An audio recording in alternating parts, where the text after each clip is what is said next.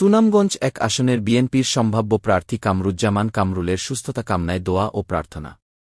শাহীন আলম, সুনামগঞ্জ প্রতিনিধি, ছবিচিত্র বিস্তারিত।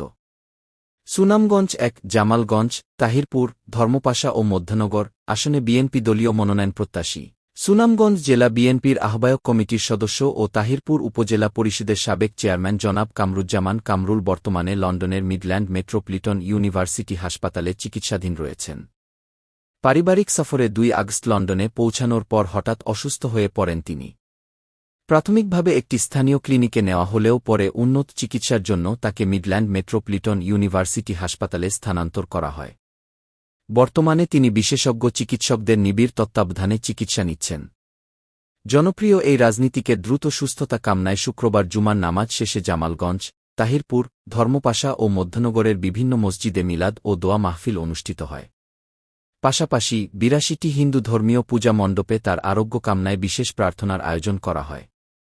স্থানীয় বিএনপি নেতাকর্মী ও সাধারণ জনগণের স্বতঃস্ফূর্ত অংশগ্রহণে এই আয়োজনগুলো রূপ নেয় এলাকা জুড়ে এক আত্মিক সংহতির দৃশ্যপটে। তাহিরপুর উপজেলা বিএনপির যুগ্ম আহ্বায়ক মেহেদী হাসান উজ্জ্বল বলেন, আমাদের প্রিয় নেতা কামরুজ্জামান কামরুলের দ্রুত আরোগ্য কামনায় সকলের কাছে দোয়া চাই। তিনি শুধু একজন রাজনীতিবিদ নন, তিনি আমাদের এলাকার মানুষের ভালোবাসার প্রতীক। জামালগঞ্জ উপজেলা বিএনপির আহ্বায়ক কমিটির অন্যতম সদস্য জুলফিকার চৌধুরী রানা বলেন, আমাদের বিশ্বাস, তিনি খুব শিগগিরই সুস্থ হয়ে আমাদের মাঝে ফিরে আসবেন। তার মতো অভিজ্ঞ ও নিবেদিত নেতা আমাদের দলের পাশাপাশি গোটা এলাকার জন্য গুরুত্বপূর্ণ সম্পদ।